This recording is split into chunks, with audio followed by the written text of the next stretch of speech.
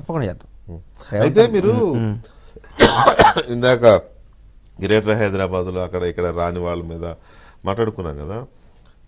మీ దేవుడు కూడా 8 మంది 8 సీట్లలో పోటీ చేశాడు, ఒక్కటి కూడా రాలి, ఒక డిపాజిట్ కూడా ఒక్కటే వచ్చింది. నవ్వబాకలేదు సార్, నాకు వచ్చేది బాధ ఉంటుంది. నవ్వలేదు స్వామి, సహజంగానే ఈ సబ్జెక్ట్ వస్తున్నప్పుడు నవ్వు వస్తుంది ఎవరికైనా.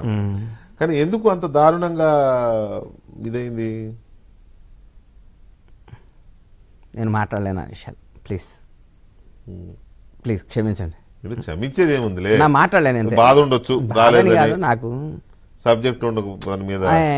నేను ఈరోజు కూడా చెప్తున్నా, ఆంధ్ర రాష్ట్రంలో పవన్ కళ్యాణ్ గారిని ఒక పెద్ద హోదాలో చూడాలని మనస్ఫూర్తిగా కోరుకుంటా, మనస్ఫూర్తిగా అనుకోండి. ఎందుకంటే నా జీవితంలో నాకు ఎవరన్నా మంచిగా ఇస్తేనే మర్చిపోను.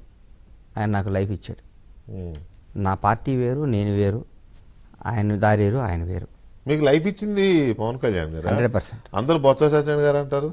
బొత్స సత్యనారాయణ గారి దగ్గర నేను ఆయన అనంగ తమ్ముడిలాగా ఉన్నాను. నాకు జీవితాన్ని ఇచ్చింది పవన్ కళ్యాణ్ గారు. ఇక మీద ఒక టాపిక్ 20 ఏళ్ళ నుంచి కూడా 7 o'clock బ్లేడ్ అని 5 ఏళ్ళు అన్నట్టు కూడా 20 ఏళ్ళ పవన్ ఇరైంది అయిపోయింది. జీవితంలో అన్ని జరుగుతాయి. అడగటం కాదు, ఎందుకు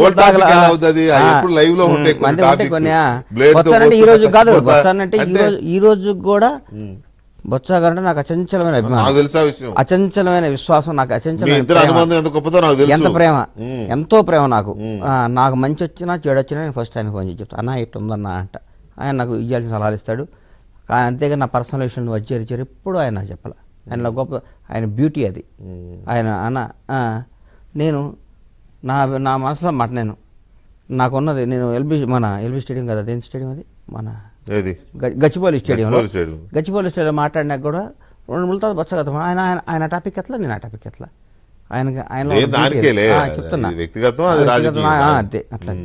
అట్లాగే నేను ఎప్పుడు మీరు నమ్మండి నమ్మకండి, నాకు ప్రత్యేకంగా చిరంజీవి గారు అన్న, పవన్ కళ్యాణ్ గారు నాకు అభిమానం, ఇష్టం. మీకు బాగా నచ్చిన నటుడు నాయకుడు పవన్ కళ్యాణ్ గారు అక్కడ ఏపీలో బాగా కష్టపడుతున్నారు, సంథింగ్ ఏదో సాధించాలి అని. ఇక్కడ ఇంకొక బాగా నచ్చిన రాజకీయ నాయకుడు ప్రమాణ స్వీకారం చేయబోతున్నాడు రేపు. నేను బాగా నచ్చిందంటే, నేను రేవంత్ రెడ్డి గారిని, ఆయన చరిష్మాని, ఆయన బాగా ఇష్టమైన నాయకుడు. కానీ నేను కాంగ్రెస్ వాదిని. 2004 నుంచి నాకు ఇవాళ ఎల్బీ స్టేడియంకి పోతే